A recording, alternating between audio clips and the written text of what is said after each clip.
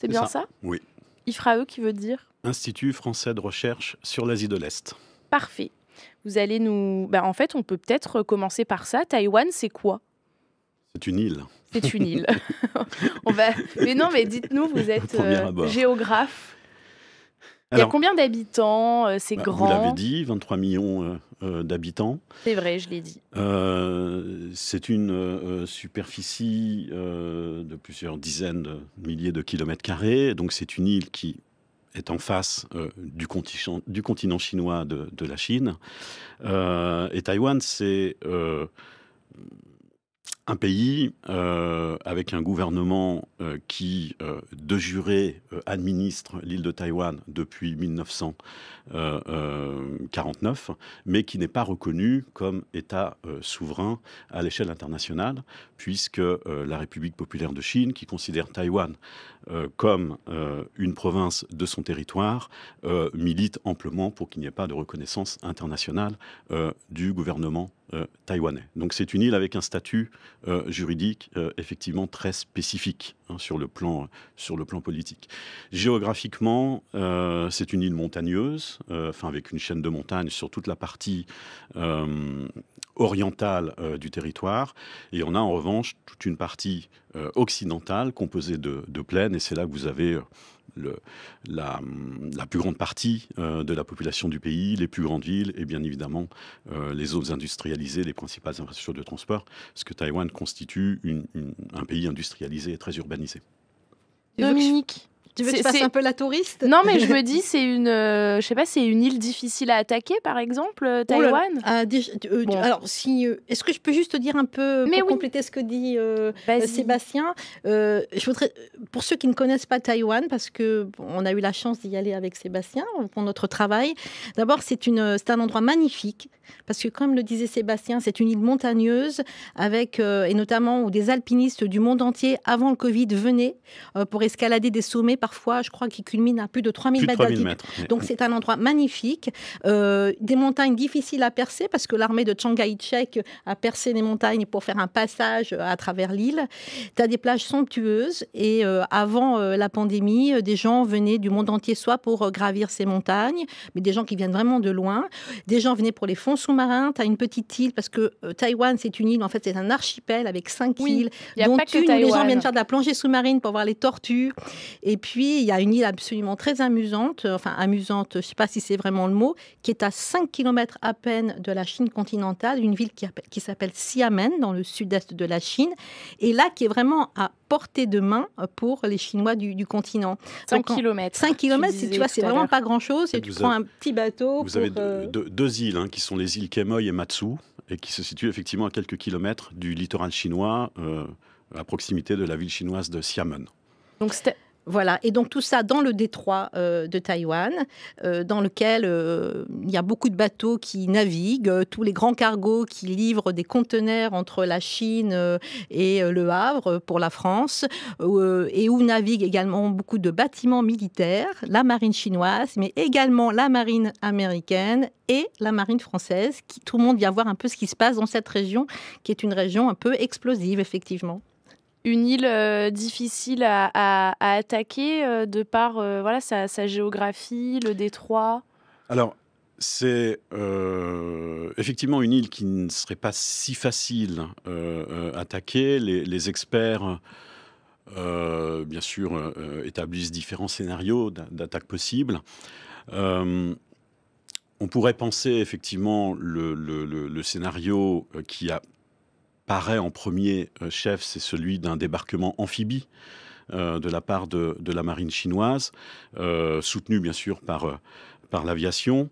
Mais comme je le disais tout à l'heure, toute cette partie occidentale de l'île de Taïwan, c'est une région qui est industrialisée, c'est une partie qui est industrialisée, très fortement urbanisée. Donc c'est un débarquement qui se déroulerait ensuite dans des espaces urbains, et donc qui serait pas si facile que ça pour l'armée chinoise d'avancer face à une résistance taïwanaise qui, à partir de ses bases urbaines, pourrait résister. Donc en fait, le scénario qui serait le plus probable, ce serait un blocus de l'île, à savoir que la marine chinoise, et d'ailleurs tous les exercices militaires qui ont été menés, notamment au cours du mois d'août dernier, ont montré que l'armée chinoise avait la capacité d'établir un blocus de l'île, c'est-à-dire encercler en fait l'île de Taïwan avec ses bâtiments militaires, de façon à l'empêcher de s'approvisionner. Et on sait que les réserves, notamment parce que Taïwan dépend énormément du gaz naturel liquéfié, et les réserves de Taïwan ne sont que de quelques jours, semaines, et donc ce blocus-là pourrait pousser, en fait, à condition que l'armée américaine n'intervienne pas, mais pourrait pousser les autorités taïwanaises à négocier, en fait. Et donc ce qu'on pense, c'est que ce serait plutôt un blocus avec une pression sur le gouvernement taïwanais pour l'obliger à négocier politiquement. Dominique, pourquoi il y a si peu d'États qui reconnaissent Taïwan? J'ai regardé, il y en a 14, mais c'est des tout petits... Oui, dont un quand même qui pèse, c'est le Paraguay. C'est le Vatican. Ah, le Vatican, le Saint-Siège, ne reconnaît pas la République populaire de Chine, donc la Chine communiste, Pékin, mais reconnaît encore Taïwan. En fait, la France ne reconnaît pas Taïwan. Pourquoi ? Les États-Unis ne reconnaissent pas Taïwan parce qu'en fait, tout le monde a fait le choix enfin tout le monde, excepté ces États qui restent, ils ne sont plus que 14 aujourd'hui, effectivement, parce que tout le monde a fait le choix, notamment la France en 1964. Le général de Gaulle a, lui, parié sur l'avenir et s'est dit qu'il serait difficile pour un État de ne pas travailler avec un pays aussi grand que la Chine, qui représente un quart de la population mondiale. Donc le choix a été très clair, le choix a été stratégique. C'est la raison pour laquelle, effectivement, tout le monde a fait le choix, presque tout le monde a fait le choix d'établir des relations diplomatiques avec la Chine communiste de Mao Tse-tung et a lâché Taïwan. Et effectivement, Taïwan a perdu son siège aux Nations Unies à ce moment-là. Mais ça, c'est un point. Mais ce qui est important de dire aujourd'hui, c'est que effectivement, Taïwan a peu d'ambassades dans le monde, mais en même temps... Ce sont des bureaux... Oui, des bureaux de représentation et 14 ambassades, mais il faut reconnaître aujourd'hui que Taïwan a quand même des atouts, manque d'ambassades, mais a de plus en plus d'alliés qui la soutiennent dans le monde. C'est la situation aujourd'hui, Sébastien. Qu'est-ce que tu en penses ? Oui.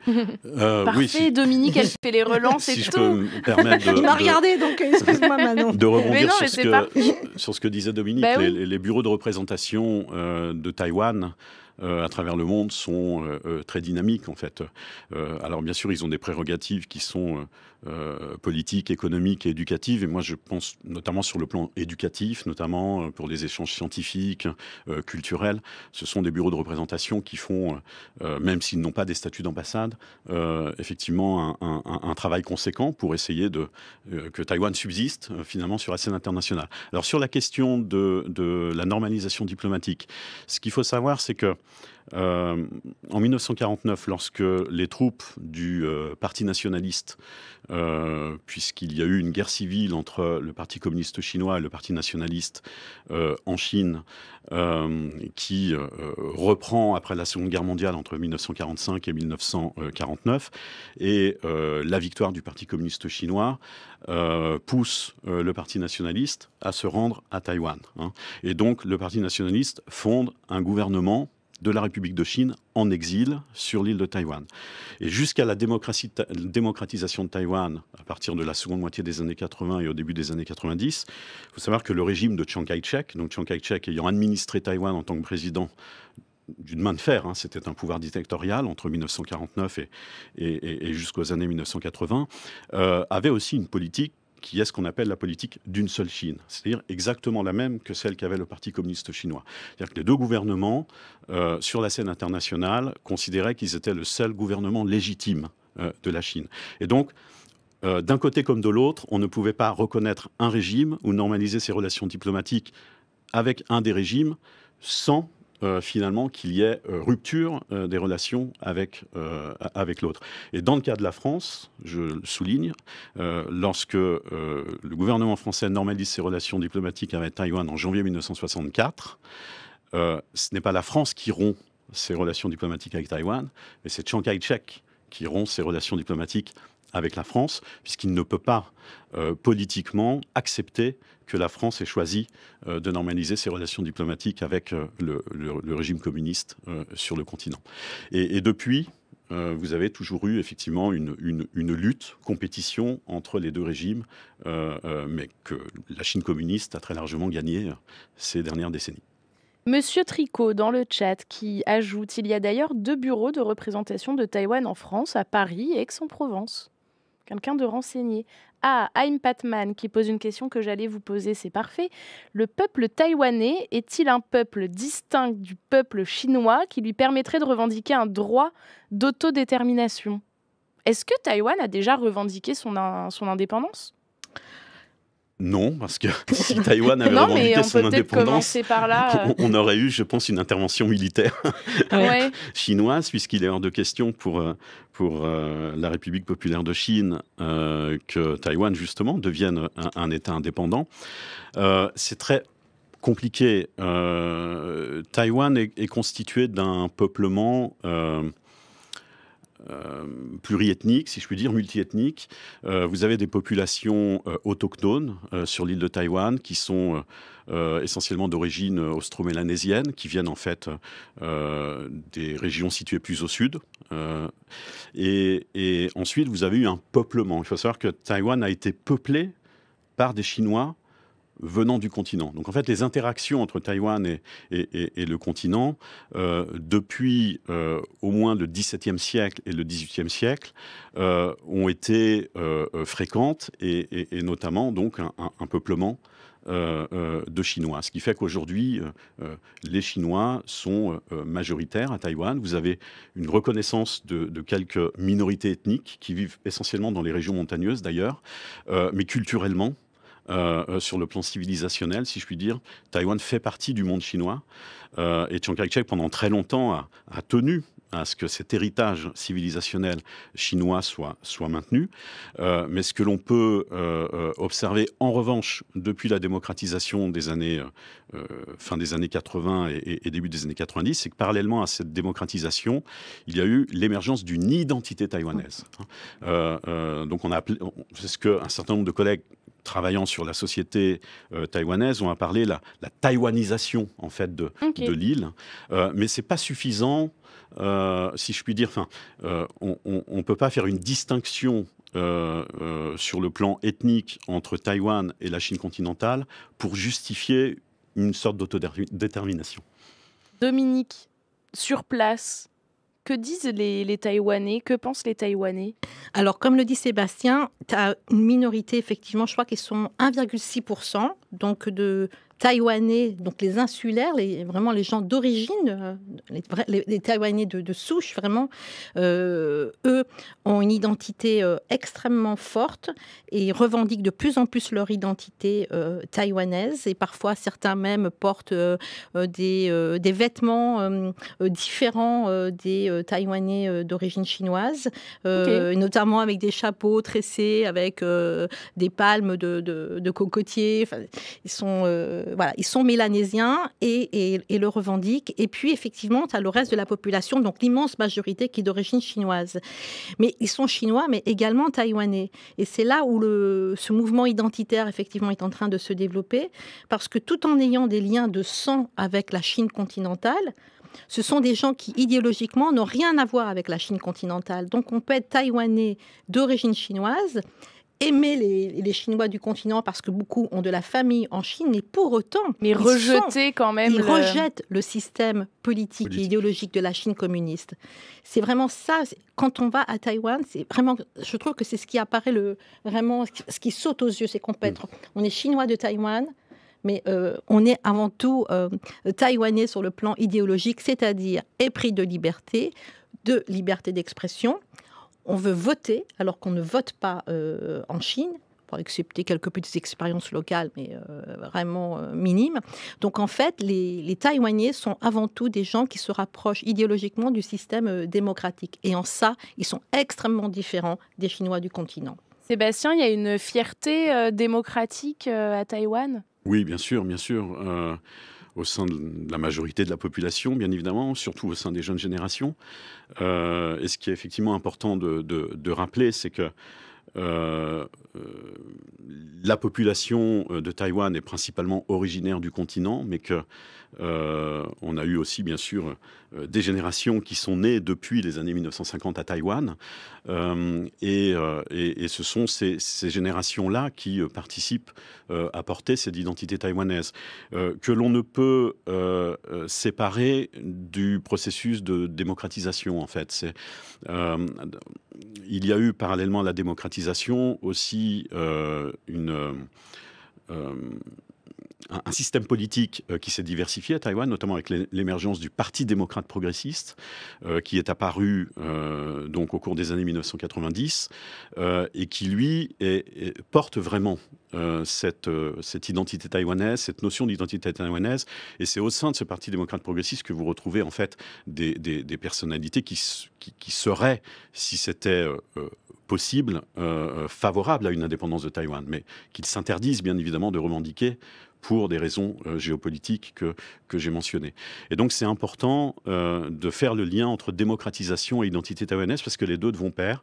Et bien évidemment, toutes ces générations qui sont nées dans cette Taïwan démocratique portent l'identité taïwanaise et sont vraiment attachées au système démocratique. Et de fait, bien sûr, très critiques vis-à-vis de la Chine communiste, juste en face.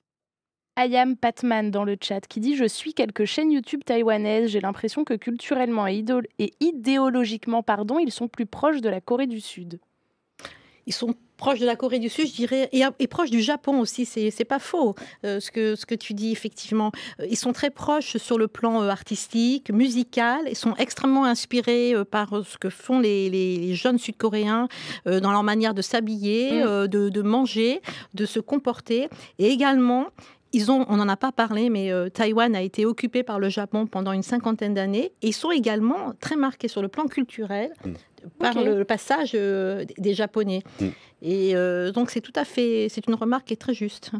Je vais vous faire écouter un petit extrait d'ailleurs dans le chat. N'hésitez pas à nous dire si vous entendez bien le son. J'ai fait quelques petits réglages tout à l'heure. A priori, ça devrait marcher. C'est un extrait que j'ai trouvé dans un reportage d'Arte qui s'appelle Taïwan, l'écho ukrainien. Donc je vous fais écouter. Vous pouvez regarder ici sur l'écran. Puis après, je vous fais réagir. Côté de Taïwan, il y a la Chine. C'est aussi un voisin autoritaire et très puissant. Les pays autoritaires déclenchent des guerres facilement. Après avoir vu Poutine à l'action, on est très inquiet de voir la Chine avoir envie de se comporter de la même manière envers Taïwan. On a très peur. L'invasion de l'Ukraine par Poutine a trouvé une forme d'écho à Taïwan ?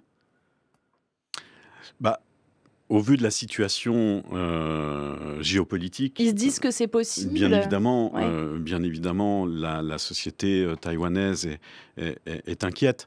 En même temps, il faut savoir que cette menace de la Chine sur Taïwan ne date pas de l'invasion de l'Ukraine par la Russie, puisqu'elle était déjà présente, si je puis dire, dès 1949, à partir du moment où les deux Chines se séparent.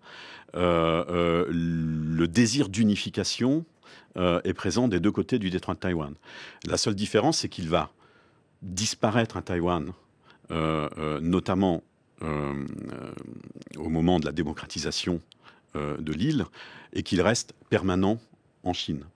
Et donc, les volontés du Parti communiste chinois de récupérer Taïwan par la force a toujours été présente. Il y a eu même des tests réalisés dans les années 1950, avec notamment le bombardement des deux petites îles dont on parlait tout à l'heure, qui sont juste à proximité du littoral chinois, essentiellement dans l'esprit de Mao Zedong pour tester le soutien américain à Taïwan. Et lorsque Mao Zedong s'est aperçu que les Américains ne lâcheraient pas Taïwan, il a cessé les bombardements, puisqu'en plus c'était juste après la guerre de Corée au sein de laquelle la Chine était intervenue. Et donc c'était compliqué. Le Parti communiste chinois n'avait absolument pas les moyens militairement de récupérer Taïwan à cette époque. Maintenant, les choses ont changé parce que la Chine a modernisé son armée. Donc le rapport de force n'est plus du tout le même qu'il ne l'était au cours des années 50. Et je crois que ce qui change la donne, en fait, c'est plutôt cette modernisation technologique de l'armée chinoise, plutôt que l'invasion de l'Ukraine par la Russie, même si, bien évidemment, ça interroge du côté taïwanais et du côté du Parti communiste chinois, c'est un bon terrain d'observation. C'est-à-dire qu'ils peuvent, de par ce que fait Poutine, voir un petit peu ce que les choses donneraient si jamais ils s'aventuraient à envahir Taïwan. Et dans l'autre sens aussi, d'ailleurs, en tout cas dans le reportage sur Arte, on voit aussi des Taïwanais qui analysent les stratégies militaires des Ukrainiens et qui essayent de voir si ces stratégies seraient transposables aussi chez eux. Dominique ? Et pour compléter ce que dit Sébastien, c'est intéressant aussi, le conflit, l'invasion russe de l'Ukraine est aussi du côté chinois. C'est aussi pour les Chinois l'occasion d'observer la réaction des pays occidentaux, donc de l'Europe et des États-Unis, de voir quel sera leur niveau d'intervention militaire en Ukraine. Les Chinois décortiquent de près aujourd'hui l'aide occidentale en Ukraine. Et je pense que certainement qu'à Pékin, ils ont été surpris de voir le niveau d'engagement des États-Unis et aujourd'hui de l'Europe. Et en ce qui concerne l'aide américaine en Ukraine, récemment, Joe Biden, donc le président des États-Unis, a promulgué une loi qui prévoit une aide militaire à Taïwan de 10 milliards de dollars sur plusieurs années. Après avoir approuvé la vente de systèmes militaires anti-chars pour 169 millions d'euros. Ah, le chiffre précis. Oui. Il y a MacGyver33 qui demande pourquoi la Chine tient-elle... Oui, les pseudos, c'est assez rigolo. Pourquoi la Chine tient-elle à tout prix à reprendre le contrôle de l'île ? C'est une vision... C'est un obstacle, Taïwan, il faut à tout prix... C'est tout près. Déjà, Taïwan est à 150 km des côtes chinoises. Donc, c'est vrai qu'en Chine, et je ne parle pas seulement du Parti communiste, mais en Chine, beaucoup de Chinois qui ne sont pas communistes considèrent que Taïwan appartient à la Chine. Peut-être parce que beaucoup de Chinois y vivent, effectivement, c'est l'essentiel de la population. Après, il y a certainement d'autres raisons, bien sûr, sur lesquelles Sébastien tu peux nous apporter des détails, bien sûr. Mais c'est sûr que d'un point de vue politique, c'est une île géostratégique qui est placée dans le canal de Taïwan sur une route commerciale extrêmement importante pour le monde entier. C'est une route commerciale majeure. Donc la Chine a besoin aussi d'un accès à l'océan Pacifique. Donc en prenant Taïwan ou en libérant Taïwan, tu sais qu'à Pékin, le vocabulaire qui est utilisé, c'est libérer Taïwan. Ils ont un accès à l'océan Pacifique parce que la Chine a une frontière maritime très, très, très longue. Mais en fait, ce que vient de dire MES 008. Taïwan est la porte d'entrée de la Chine sur le Pacifique. Absolument. Et en fait, ils ont un problème. Ils n'ont pas d'eau profonde, si tu veux, sur les frontières de la Chine, sur la frontière maritime. Ils n'ont pas d'accès direct à l'océan Pacifique. D'ailleurs, c'est l'une des raisons pour lesquelles ils progressent également en mer de Chine. Et donc, en fait, il y a des raisons, bien sûr, économiques, puisque Taïwan est une perle technologique. C'est quand même le numéro 1 mondial des semi-conducteurs. Donc en fait, il y a des tas de raisons qui font que la Chine continentale voudrait reprendre Taïwan. Je vous fais écouter un autre extrait tout de suite, issu du même documentaire qu'on va vous envoyer sur Arte. Est-ce que je le trouve ? Il est là. Ce sont des Taïwanais, deux Taïwanais. Récemment, des drones militaires nous ont survolés. Oui, ces survols, c'est inquiétant, bien sûr. Mais le problème est de savoir s'ils veulent la guerre. Xi Jinping a bien dit qu'il ne renonçait pas à la force. Une guerre aujourd'hui, c'est pas possible. À cause du Covid ? Non, pas à cause du Covid. C'est juste qu'il n'a pas encore trouvé une raison suffisamment bonne pour attaquer. Est-ce que vous voulez réagir ? La Chine, Xi Jinping n'a pas trouvé de raison suffisamment bonne pour attaquer. En fait, quel est le niveau en fait de la menace ? On n'arrive pas bien à... les raisons, en fait, il les a déjà. Ce qu'il y a, alors, Dominique est revenu sur un certain nombre de facteurs très importants qui, effectivement, dans le cas d'une récupération de Taïwan par la Chine, permettrait, notamment avec cet accès à l'océan Pacifique, de faciliter le rêve de la marine chinoise d'avoir cet accès direct. Maintenant, il y a l'obsession de l'unité. Le Parti communiste chinois a gagné la guerre civile contre le Parti nationaliste sur le continent, mais n'a pas gagné la guerre civile dans la mesure où le Parti nationaliste a subsisté en se réfugiant à Taïwan. Donc il y a, dans un premier temps, une sorte de victoire inachevée de la part du parti. Il y a une obsession de l'unité, c'est-à-dire qu'à partir du moment où Taïwan a toujours été revendiqué comme partie intégrante du territoire chinois, il n'est plus possible maintenant pour le Parti communiste chinois de reculer et de dire on n'est plus intéressé par Taïwan.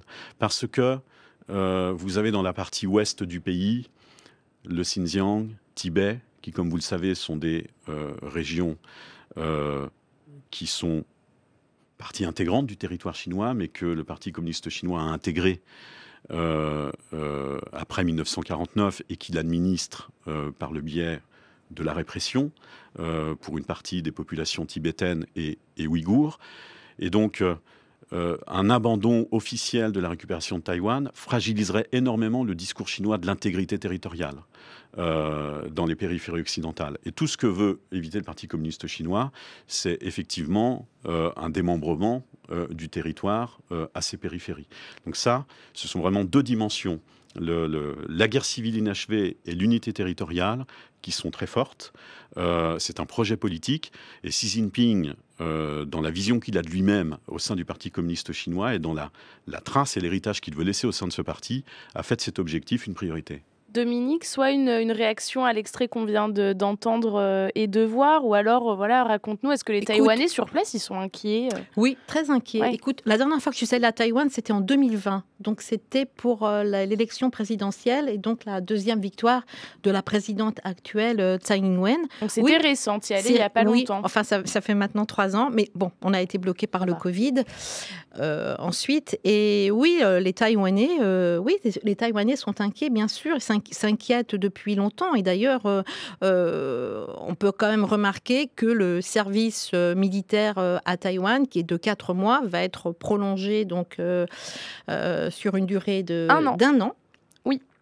On a parlé de l'aide militaire américaine. Et puis, les Taïwanais, enfin tous les jeunes Taïwanais te disent qu'ils sont prêts, eux aussi, à prendre les armes, à se battre corps à corps avec les soldats chinois. Ils sont effectivement... De plus en plus, d'ailleurs. Oui, parce que tout ça, effectivement, est à relier à cette identité taïwanaise très forte qui est en train de se développer. Donc, oui, les jeunes Taïwanais se battront pour leur territoire, pour leur pays, puisque Taïwan est un pays, bien sûr. Et ensuite, pour rebondir sur la posture de Xi Jinping par rapport à Taïwan, il est allé effectivement beaucoup trop loin dans ses discours, ou très loin. Dans chaque discours à Pékin, Xi Jinping, si tu veux, fait allusion à Taïwan de manière très claire. Et il a dit et redit, et surtout depuis le début de son deuxième mandat, que Taïwan doit absolument revenir dans le giron de la mère patrie, c'est-à-dire de la Chine continentale. Donc, est-ce qu'une intervention, est-ce qu'une invasion de Taïwan est imminente ou pas? Moi, je pense que le gouvernement chinois a certainement été surpris de la réaction américaine. Ça fait plusieurs années que les Américains disent clairement que s'il y a une invasion de Taïwan, ils interviendront militairement. Ils l'ont dit plusieurs fois, ils l'ont dit nettement. Et aujourd'hui, on peut se poser la question de savoir si l'armée chinoise est suffisamment forte pour faire face à une armée américaine mobilisée dans la région en cas d'invasion de Taïwan. On va revenir là-dessus sur les moyens militaires, mais je voulais peut-être ajouter pour compléter ce que tu disais. À Taïwan, le nombre de personnes qui se disent prêtes en ce moment, donc après le début de la guerre en Ukraine, à défendre l'île en cas d'invasion chinoise, a quasiment doublé. Il serait aujourd'hui 70%. Est-ce qu'il n'y a pas aussi une volonté d'entrer en rivalité avec les États-Unis, tout simplement, pour la Chine, en attaquant Taïwan ? Et pourquoi les États-Unis sont attachés comme ça à défendre Taïwan? Alors, Pardon, je vous ai fait 2 questions en une. Non, mais c'est pas grave, je répondrai aux 2.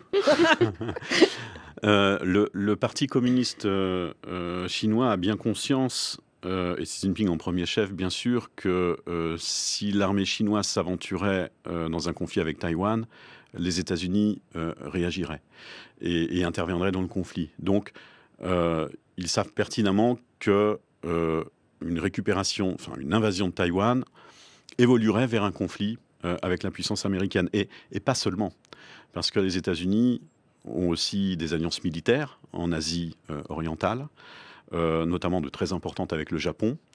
Et donc on peut imaginer aussi que le Japon, d'une façon ou d'une autre, puisse participer, alors même s'il y a des limites constitutionnelles à la participation du Japon dans un conflit militaire, mais dans une situation qui serait exceptionnelle, on ne peut pas écarter l'idée que le Japon vienne en soutien aussi logistique, notamment à Taïwan et aux États-Unis. Et puis, dans le Pacifique, vous avez l'Australie également. Et donc, il est très clair que on serait au-delà d'un simple conflit Chine-Taïwan, ce serait quelque chose de beaucoup plus large. Et ça, limite d'un conflit Chine-États-Unis. Voilà. Et ça, il le sait pertinemment. Maintenant, les États-Unis soutiennent Taïwan depuis, si je puis dire, 1949. Même après avoir normalisé leurs relations diplomatiques avec la Chine, fin 78, début 79, ils ont maintenu un soutien avec Taïwan en signant ce qu'on a appelé le Taiwan Relation Act, c'est-à-dire donc un accord qui continue de relier les pays les 2 pays, Taïwan et les États-Unis, sur le plan de la sécurité. C'était une question tout à l'heure qui était posée dans le chat. Et donc, Joe Biden, vous l'avez dit, a maintenu dans ses discours, a dit que les États-Unis interviendraient dans le cas d'un conflit. Donc, pour les États-Unis, Taïwan est une pièce très importante sur le plan stratégique. Parce que de la même façon que Taïwan permettrait à la Chine d'avoir une ouverture directe sur le Pacifique, pour les États-Unis, Taïwan est ce verrou qui, effectivement, limite la projection chinoise dans le Pacifique, en tout cas l'oblige à passer par toute une série de points de passage qui sont beaucoup plus faciles à contrôler. Donc sur le plan stratégique, ça a toujours été important. Et puis, bien évidemment, au-delà de tout ça, il y a aussi la question des valeurs, des droits de l'homme, de la démocratie. Et donc, pour les États-Unis, ce serait aussi défendre un système démocratique en Asie orientale face à la dictature chinoise. Dominique, est-ce que l'armée taïwanaise fait le poids? Non, l'armée taïwanaise ne peut pas faire le poids toute seule. C'est un pays, tu vois, de 23 millions d'habitants. 169 000 militaires. Face à 2 millions et demi de soldats chinois. Entre 2 millions de soldats qui appartiennent à l'armée populaire de libération et les autres à la police armée. Donc 2 millions et demi de soldats chinois face à quelques milliers de soldats taïwanais. Tu vois bien que c'est pas possible. Mais oui, c'est là où justement le parallèle avec l'Ukraine est intéressant, effectivement. On voit que l'Ukraine, évidemment, c'est une guerre qui est à nos frontières, quasiment, mais on voit bien aussi que dans le conflit ukrainien, on est aussi dans une guerre idéologique, qui est celle de la défense de nos valeurs démocratiques et universelles. Et effectivement, s'il y avait un conflit demain entre la Chine et les États-Unis, ou peut-être d'autres pays démocratiques de la région, on comprend bien que ce ne serait pas seulement une guerre géostratégique, géographique, mais également une guerre idéologique pour défendre, là encore, des valeurs auxquelles nous croyons tous. Et quel est le rôle de la France alors dans tout ça, demande Petit Dieu dans le chat. Alors, le rôle de la France... Quelle est la position, peut-être, en tout cas? On navigue dans la région, en tout cas, la France navigue dans la région. La marine française navigue dans la région. Dans la zone.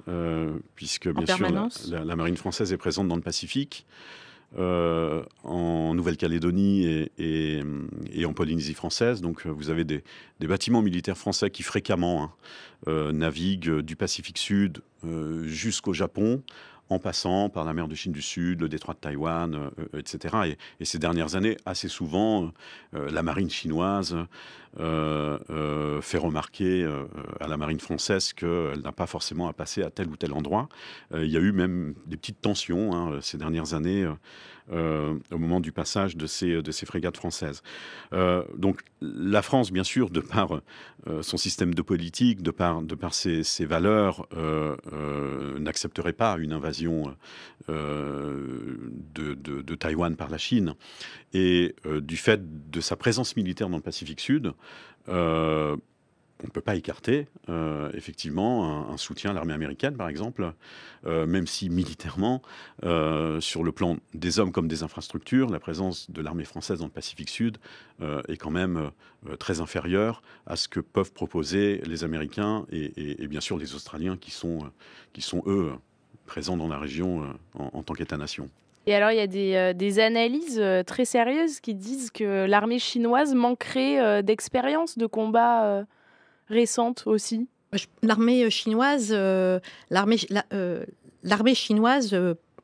développe sur le plan technologique. D'ailleurs, quand Xi Jinping est arrivé au pouvoir, ça a été l'une de ses préoccupations. Il a commencé par purger une partie des généraux de l'armée populaire de libération, donc l'armée chinoise, l'armée nationale chinoise.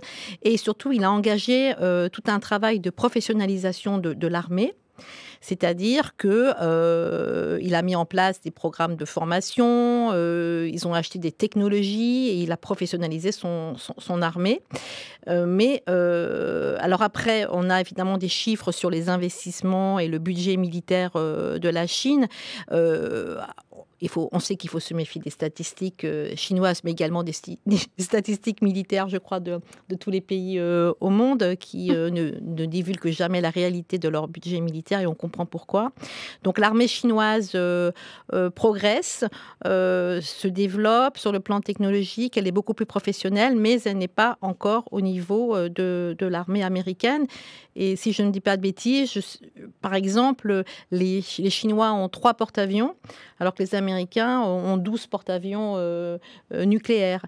La Chine a une base militaire dans le monde, en dehors de chez elle, c'est à Djibouti, alors que les Américains ont 1 millier de bases militaires dans le monde. Donc il y a quand même un gap encore, un véritable fossé entre l'armée chinoise et l'armée américaine. Il y a Vedex dans le chat qui vous demande, est-ce que la Chine a des alliés ?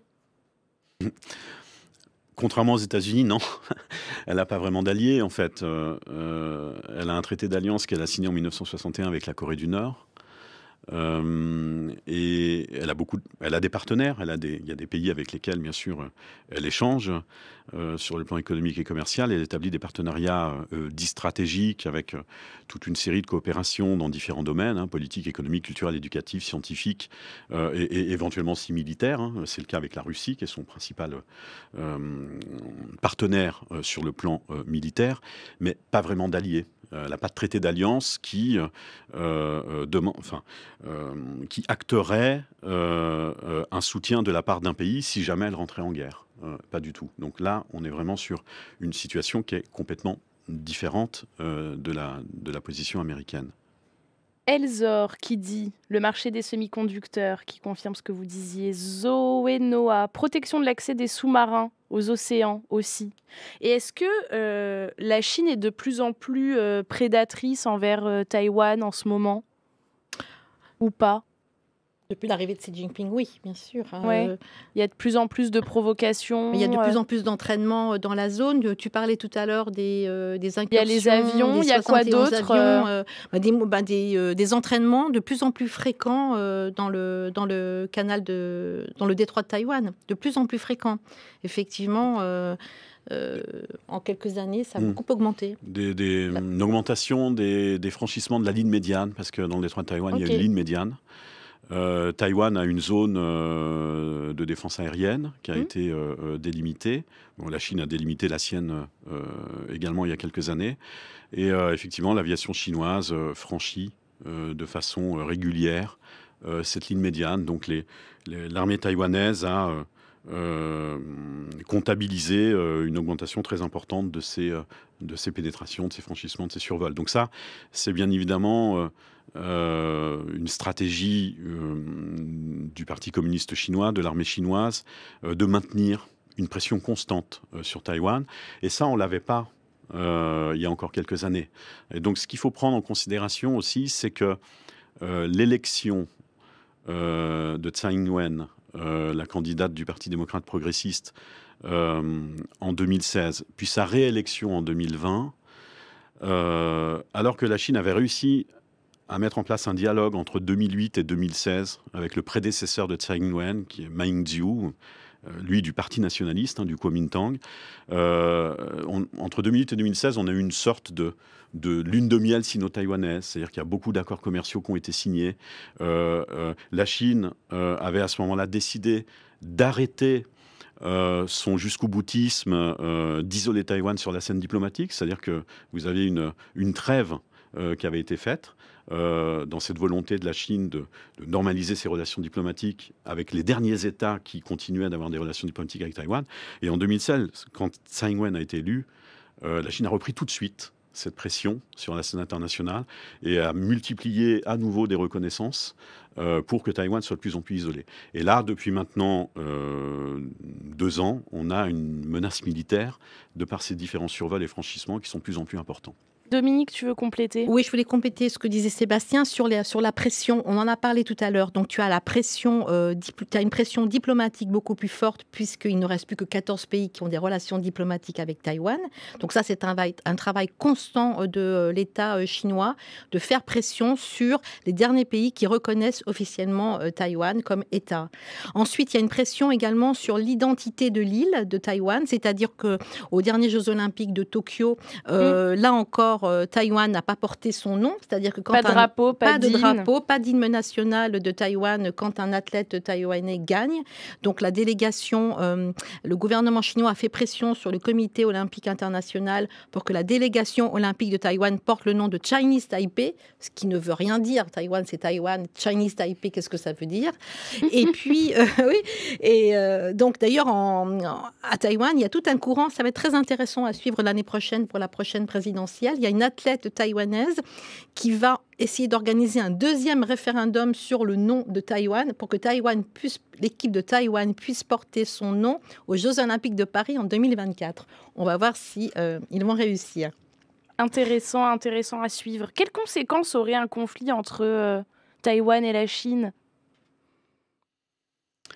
D'énormes conséquences. Ouais. D'énormes conséquences. Parce que là, la Chine a quand même réaffirmé sa volonté d'une réunification pacifique, donc ça c'est ses termes, mais sans exclure un usage de la force, quoi. Oui. Pas hyper pacifique donc. Non, et je dirais que dans la situation actuelle, l'idée de la réunification pacifique s'est désagrégée ces dernières années. Et ce que je mentionnais avec la réélection de Tsai Ing-wen a été pour Pékin assez révélateur de cette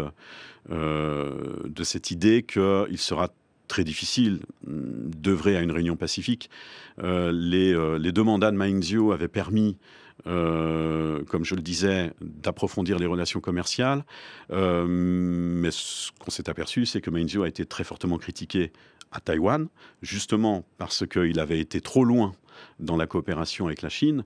Et la signature d'un accord commercial avait même poussé les étudiants taïwanais dans la rue. En 2014, c'est ce qu'on a appelé le mouvement des tournesols, qui ont occupé le Parlement taïwanais, c'était jamais arrivé.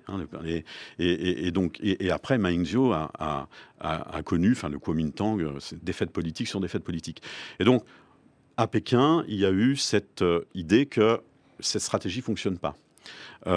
Et que de fait, il n'y aurait pas beaucoup d'autres, si vous voulez, formats que celui de la force. Et donc, si cette intervention militaire avait à se produire, les conséquences seraient déjà très importantes sur le plan des pertes humaines, tout simplement. C'est un conflit des 2 côtés, côté taïwanais comme côté chinois. Et si on on part sur l'idée que les États-Unis interviennent eux aussi dans le conflit, bon là il y aurait des conséquences économiques et industrielles très importantes, parce que c'est quand même dans cette région du monde que vous avez encore aujourd'hui un des gros moteurs de la croissance économique mondiale. Dominique, sur les conséquences qu'aurait un conflit Taïwan-Chine, en tout cas sur la réunification pacifique à Taïwan, vraiment, je ne pense personne n'y croit. Et Sébastien parlait du mouvement, effectivement, de la jeunesse taïwanaise. Ça nous renvoie au mouvement des parapluies à Hong Kong. Les Taïwanais ont été extrêmement marqués par la reprise en main de Hong Kong et la loi de sécurité nationale, qui a mis fin à cet espace démocratique qui existait à Hong Kong. Les gens ont été extrêmement choqués, très frappés. Et d'ailleurs, tu as quand même pas mal de Hongkongais qui se sont réfugiés à Hong Kong. Excuse-moi, de Hongkongais intellectuels hongkongais qui se sont réfugiés à Taïwan, parce qu'ils ne pouvaient plus exercer leur métier et continuer, notamment, je pense à un fameux libraire hongkongais qui aujourd'hui a une librairie très célèbre à Taipei, la capitale de Taïwan. Les gens ont été très, très, très marqués par ce qui s'est passé à Hong Kong, et personne ne croit à Taïwan, personne ne croit à un système, à un pays de système. Personne n'y croit. L'exemple de Hong Kong a été vraiment frappant. Synapse56 qui dit « C'est ce que j'allais dire, après Hong Kong, il est clair que Taïwan n'acceptera jamais de rejoindre la Chine. » Et en 2049, c'est le centenaire de la République populaire de Chine. Est-ce que vous pensez que ça aussi, peut-être, est-ce que ça joue dans la volonté de la Chine de... Je pense que dans la logique du Parti communiste chinois, effectivement, ça pourrait être un argument que de dire en 1949, pour le centenaire, tout le monde est rentré à la maison, la Chine est devenue la première puissance du monde, une et indivisible, et a récupéré Taïwan dans son giron. L'image serait idyllique pour le Parti communiste chinois. Oui, effectivement, en 1949, il leur faut un résultat, et ça pourrait être celui-là. Sébastien, là-dessus, peut-être, ou vous n'êtes pas obligé. Oui, alors, 2049, centenaire de la République populaire de Chine. Les perspectives sont toujours difficiles à donner, mais effectivement, c'est une date symbole sur laquelle joue énormément le régime, le Parti communiste chinois, dans toute une série de domaines, pas que dans celui-ci, mais également sur le plan économique, sur le plan de la mise en place d'un certain nombre de réformes sociales, etc. C'est 2049, voilà, la Chine doit être la puissance mondiale, un pays prospère sur le plan économique, etc. Mais ensuite, pour ce qui est d'une date éventuelle, avant laquelle l'armée chinoise se risquerait éventuellement à envahir Taïwan, vous avez de nombreuses dates qui ont été données. Donc, quand vous entendez ces militaires américains qui disent en 2025 qu'il y aura une attaque... Non, certains disent dès 2024, parce qu'en janvier 2024, on aura les élections présidentielles à Taïwan. D'autres disent 2025, d'autres disent 2027, parce que ce sera la fin du 3e mandat de Xi Jinping et qu'avant la fin de son 3e mandat, il aurait cette volonté d'envahir Taïwan. Et donc, ça pourrait être éventuellement avant 2049 ou entre 2027 et avant 2049. Ça, ce sont des choses qui sont difficiles à dire là dans l'immédiat. Ce qui est sûr, c'est que au moment où la Chine aura, si on part dans l'hypothèse qu'elle s'aventure dans cette affaire, au moment où elle aura pris sa décision d'envahir Taïwan, un certain nombre d'éléments permettront aux experts, au milieu des renseignements, de dire la Chine est en train de se préparer, même si vous ne pouvez pas savoir effectivement à quel moment exact elle décidera d'attaquer Taïwan si elle des le mouvements décide. sociaux en Chine, ou une explosion sociale comme on l'a connu il y a eu là des manifestations au mois de novembre en Chine, avec notamment Xi Jinping qui était directement visé par les slogans des manifestants. On avait fait une émission là-dessus. Avec, tu te souviens, oui. Comment il s'appelait d'ailleurs C'était avec Zhang Lun. Oui. Avec un ancien qui avait fait Tiananmen. De Tiananmen, absolument. Une situation sociale en Chine compliquée qui remettrait en cause la stabilité du Parti communiste pourrait effectivement aussi être un argument pour une intervention à Taïwan. Détourner le regard et mobiliser l'opinion chinoise sur un sujet extérieur à la situation intérieure. Ça pourrait être aussi un argument, effectivement, d'une intervention à l'extérieur des frontières du pays. Et j'aime bien cette question de Paikhan 4. qui demande. Mais Taïwan, c'est une démocratie. C'est quoi vivre à Taïwan? C'est vivre dans un état de droit ou pas tout à fait? Donc vous qui êtes allé à Taïwan. À Taïwan, c'est quoi la vie à Taïwan, demande Paikan 4. La vie politique? Oui, c'est une démocratie. Alors, une démocratie avec un parlement, une présidente qui est élue au suffrage universel, et d'ailleurs, est directe. Et ce qui est intéressant, je fais une petite parenthèse, c'est qu'à chaque élection présidentielle, j'en ai suivi les deux de Tsai Ing-wen en 2016 et 2020, à chaque fois, j'ai vu des jeunes Chinois, de Shanghai notamment, qui venaient à Taipei à la sortie des bureaux de vote pour voir comment ça se passait dans un système démocratique. C'est quand même touchant. Et de discuter avec des jeunes Chinois du continent qui te disent « Ah, ça m'intéresse de voir comment ça se passe quand on élit son président. Peut-être qu'un jour, ça arrivera chez nous. » Voilà, c'est ça Taïwan. Taïwan, c'est une perle démocratique aux frontières d'un État autoritaire. C'est bien ça comme phrase de fin. Sébastien Collin, est-ce que... Ouais. Il y a la démocratie, il y a le multipartisme, et puis c'est une société très ouverte, moderne. Donc c'est incontestablement un des pays où il est le plus agréable de vivre en Asie orientale. Merci à vous. Je crois qu'on arrive, ça y est, à la fin. Alors, je vais quand même vous montrer. Normalement, c'est un dessin que je joue au début, mais je vais le jouer maintenant. Jules Graff, qui est un auditeur fidèle du Talk et qui est illustrateur de BD, il nous fait tous les jours un dessin pour illustrer le thème du jour. Est-ce que... Ah, mais attendez, est-ce que j'ai mis le dessin ce soir? Oui. Donc c'est, alors attendez que je fasse le commentaire d'image, c'est Winnie l'ourson, donc référence à Xi Jinping j'imagine, parce que Winnie l'ourson est censuré. Je suis coincée, je n'ai pas la taille 1, donc la taille 1 j'imagine. C'est une petite blague de Jules Graff. Merci Jules Graff. Je ne sais pas si tu es dans le chat ce soir, mais merci beaucoup de nous faire ces illustrations tous les soirs. Merci beaucoup. Wade Dorsch qui dit « J'ai pas la rêve du jeu de mots ». Non, mais moi aussi, j'ai mis du temps, mais je vous expliquerai ça à la limite hors antenne. Merci dans Dominique. Le chat. Dans le chat, c'est ça. Merci Dominique André, journaliste, merci Manon, ancienne correspondante en Chine pour Radio France. Merci à toi d'être revenue pour la 3e fois. Merci sur Manon Twitch. de continuer de m'inviter. Ben oui, mais Dominique André est fan de Twitch, je le sens. Oui, c'est vrai. Merci Sébastien Collin, maître